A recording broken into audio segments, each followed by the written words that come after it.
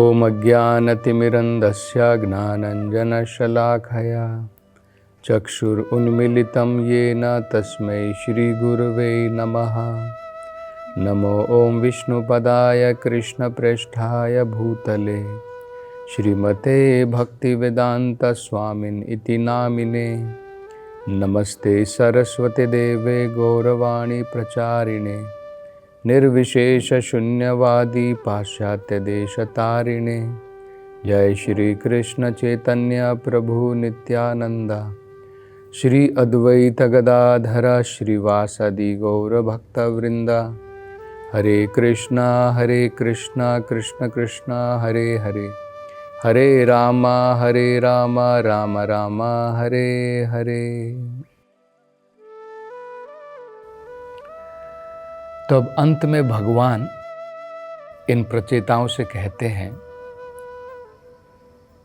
कि मैं अपने भक्तों के हृदय में, क्योंकि परमात्मा के रूप में विराजमान हूं, उसके कारण उनके हृदय में मैं हमेशा नए नए प्रकार के रसों का उत्पादन करता रहता हूं। और क्योंकि भक्ति करने के कारण वो ब्रह्मभूत के स्तर पर आ जाते हैं, इसलिए अब उनके जीवन में कोई विलाप नहीं रहता है। न ही माया का भ्रम उनको छू सकता है, न उनके जीवन में कोई विलाप रहता है, और ना ही वो भौतिक खुशियों में बहुत ज़्यादा खुश हो जाते हैं। तो ये बड़ा महत्वपूर्ण प्रसंग भगवान यहाँ पर बता रहे हैं। भगवान जो हैं सभी जीवों के हृदय में परमात्मा के रूप में विराजमान है, ये तो हमें पता है। सर्वस्य चा अहम हृदि सन्निविष्टो, सर्वस्य चा अहम हृदि सन्निविष्टो। भगवान कहते हैं मैं सबके हृदय में स्थित हूं परमात्मा के रूप में। लेकिन जब अभक्त होते हैं, भगवान उनके लिए केवल उनके जो कर्म के फल होते हैं उनको भगवान परमात्मा के रूप में हृदय से प्रदान करते हैं। लेकिन भक्तों के लिए विशेषकर भगवान क्या करते हैं? भगवान जो परमात्मा का रूप है हमेशा नए नए रसों का उत्पादन करते हैं। इस भौतिक संसार में जब हम कोई कार्य करते हैं तो हम उस कार्य को करने के बाद में नए नए रसों का आस्वादन नहीं कर सकते हैं। हर एक चीज भौतिक संसार में पुरानी हो जाती है और थोड़े समय के बाद में रसहीन हो जाती है, मतलब उसमें रस नहीं रह जाता है। अब देखिए, आप कोई भी कार्य कीजिए भौतिक संसार में, थोड़े समय के बाद में उसके अंदर में आपको रस की प्राप्ति नहीं होती है, वो नीरस हो जाता है। जैसे उदाहरण के तौर पर मान लीजिए आप कोई फिल्म का गाना सुनते हैं, थोड़े दिन आपको अच्छा लगेगा, कितनी बार आप उस एक ही गाने को सुन पाएंगे? कुछ समय के बाद में, क्योंकि वो भौतिक स्तर पर होता है, तो उसके अंदर में कोई रस नहीं मिलेगा आपको। इसलिए फिर आप नए गाने ढूंढेंगे और अनेकों प्रकार की विभिन्नताएं देखेंगे। लेकिन आध्यात्मिक संसार में ऐसा नहीं है।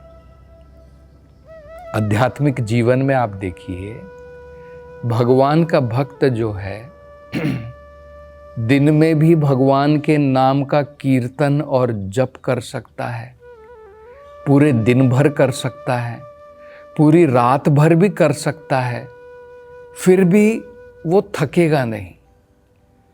आप किसी भौतिक नाम का उच्चारण कीजिए, थोड़े देर के बाद में आप थक जाएंगे, आप उसको छोड़ देंगे।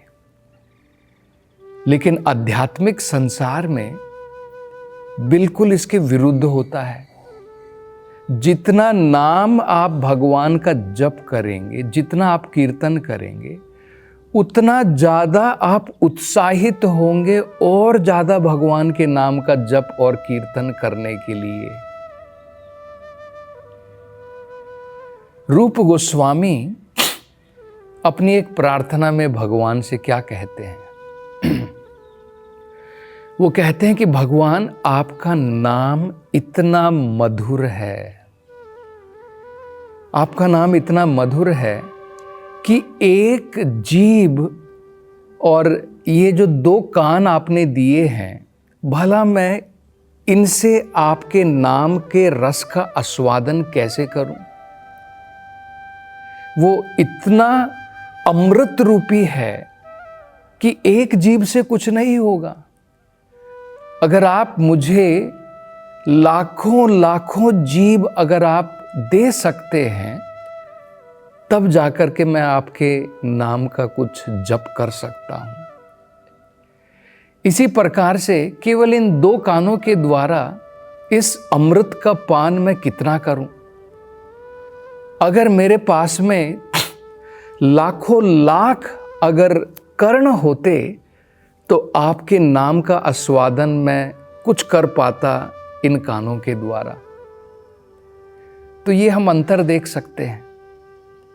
मतलब क्या है? भगवान तो सबके हृदय में है, लेकिन सबके हृदय में भगवान नए नए रस जो है प्रदान नहीं करते हैं।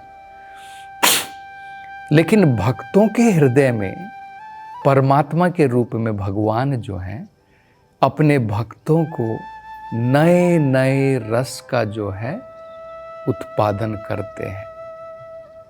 तो इसलिए भगवान का भक्त भक्ति में हमेशा अनेकों प्रकार के नए नए रसों को चख सकता है, उसका आस्वादन कर सकता है। और भगवान ये भी कह रहे हैं कि मेरा भक्त जो है भक्ति के द्वारा ब्रह्माभूत स्तर पर आ जाता है। ये ब्रह्माभूत स्तर क्या होता है? अभी हम जो हैं कौन से स्तर पर हैं? जीवभूत स्तर पर हैं। जब तक हम जीवभूत स्तर पर रहेंगे तब तक संसार के दुख सुख हमें प्रभावित करते रहेंगे।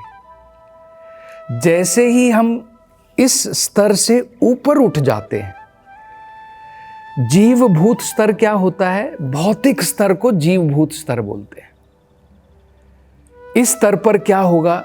हमेशा दुख और सुखों से हम प्रभावित होंगे। जैसे ही आप भौतिक स्तर से आध्यात्मिक स्तर पर उठ जाएंगे, इस स्तर को क्या कहते हैं? ब्रह्माभूत स्तर कहते हैं। इसके लक्षण क्या होते हैं? भगवान भगवद गीता में भी बताते हैं। ब्रह्मा भूता प्रसन्नात्मा। जैसे ही आप ब्रह्माभूत स्तर पर आ जाएंगे, यानी आध्यात्मिक स्तर, सरल भाषा में आध्यात्मिक स्तर, जब आप उसमें प्रगति कर पाएंगे तो लक्षण क्या होगा? आपके सारे दुख दूर हो जाएंगे। प्रसन्न आत्मा, आप हमेशा चाहे भौतिक सुख आए भौतिक दुख आए, द्वंद्व का संसार है, लेकिन फिर भी आप हमेशा प्रसन्न रह पाएंगे। ब्रह्मा भूता प्रसन्न आत्मा। और क्या होगा? न सोचती न कांक्षती। आपके जीवन में कोई विलाप नहीं रहेगा। विलाप का मतलब है हम हमेशा विलाप करते रहते हैं। मेरा ये चला गया, मुझे ये नहीं प्राप्त हुआ, मुझे वो नहीं मिला। हमेशा हम विलाप की स्थिति में रहते हैं। इसको लैमेंटेशन कहते हैं। लेकिन ब्रह्माभूता स्तर पर आने के बाद हमारे जीवन से विलाप चला जाएगा। न सोचती न कांक्षती। कांक्षती का मतलब होता है भौतिक संसार में या तो हम लोग विलाप करते हैं या फिर बहुत सारी इच्छाएं करते हैं। आकांक्षा, कांक्षती मतलब आकांक्षाएं करना, मुझे ये चाहिए, मुझे वो चाहिए। भौतिक स्तर के आने के पश्चात हम पूर्ण रूप से संतुष्ट हो जाते हैं, सारी भौतिक आकांक्षाएं दूर हो जाती हैं। ना कांक्षती, तब आप नहीं कहेंगे मुझे ये चाहिए वो चाहिए, क्योंकि आपको सब कुछ मिल जाता है भगवान की कृपा से। तो ये बड़ा महत्वपूर्ण बात जो है भगवान प्रचेताओं से कह रहे हैं अपनी भक्ति के बारे में। तो अब आगे मैत्रेय ऋषि कहते हैं, हे विदुर, इस प्रकार से भगवान के बड़े ही मधुर शब्द सुनने के पश्चात इन प्रचेताओं ने अपने हाथों को जोड़ लिया भगवान के सामने, भगवान को प्रणाम किया और अनेकों प्रकार की सुंदर प्रार्थनाएं उन्होंने प्रारंभ की। और मैत्रेय ऋषि जो हैं बड़े ही सुंदर शब्दों का प्रयोग करते हैं भगवान के लिए, कि किन भगवान को वो प्रार्थना कर रहे हैं। क्या वो कोई आम देवता है जिनके प्रति वो इतनी सुंदर प्रार्थनाएं करने वाले हैं? तो ये भगवान कौन है? तो कहते हैं पुरुषार्था भाजनम। पुरुषार्था का मतलब होता है जो जीवों को उनके परम पुरुषार्थ प्रदान कर सकते हैं। इस भौतिक संसार में हम केवल जो है 4 पुरुषार्थों को जानते हैं। वो क्या है? कहते हैं भौतिक संसार में हम अपनी काम वासनाओं को पूर्ण करते हैं। भौतिक संसार में हम अनेकों प्रकार से धर्म, अर्थ, काम, मोक्ष, हम धर्म का पालन करते हैं अर्थ के लिए, मतलब कुछ भौतिक सुख समृद्धि प्राप्ति करने के लिए।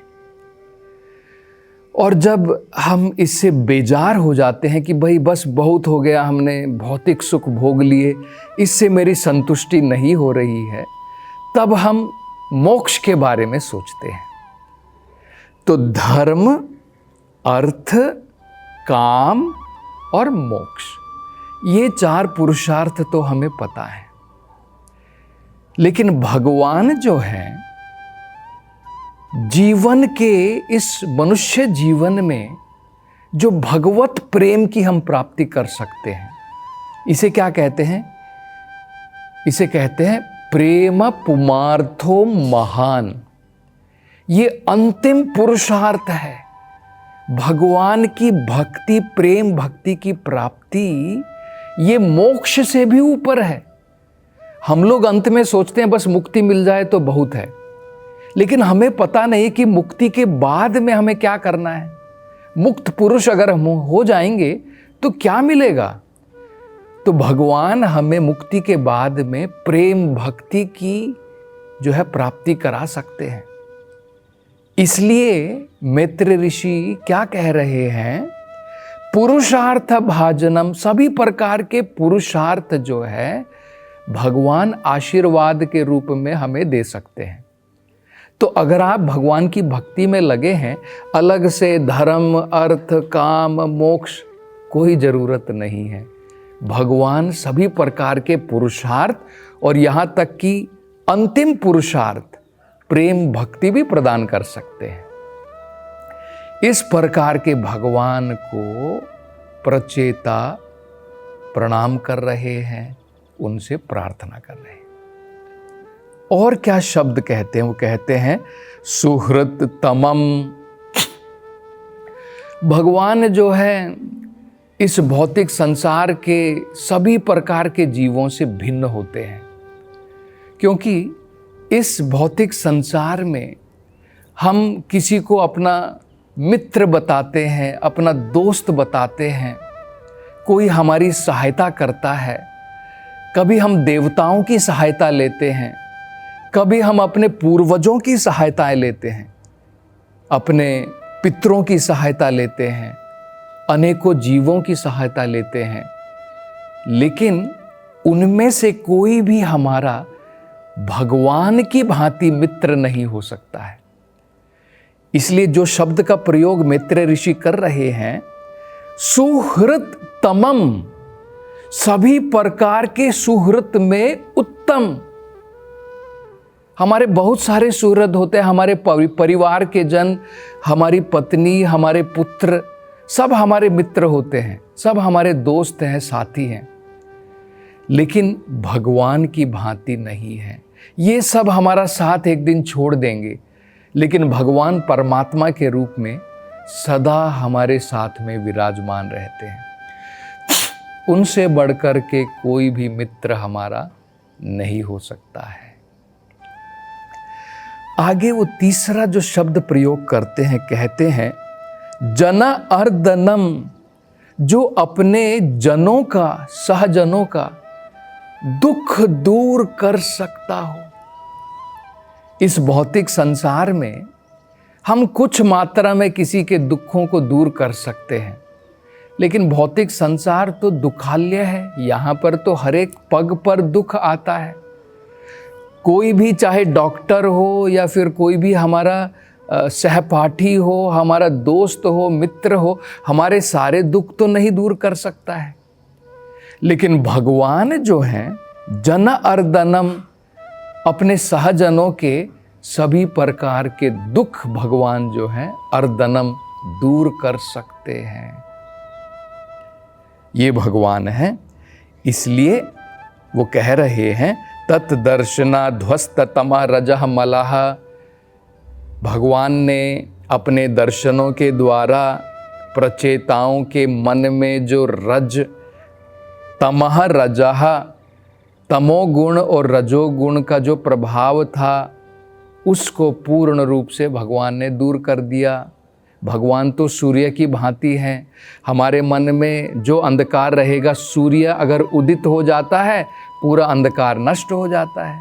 हमारे मन में तमोगुण, रजोगुण का प्रभाव नष्ट हो जाएगा, जैसे भगवान ने दर्शन दे करके प्रचेताओं के मन में सभी प्रकार के अंधकार को नष्ट कर दिया। तो ये प्रार्थनाएं अब वो क्या करेंगे, इसकी चर्चा हम अगली कथा में करेंगे। हरे कृष्णा।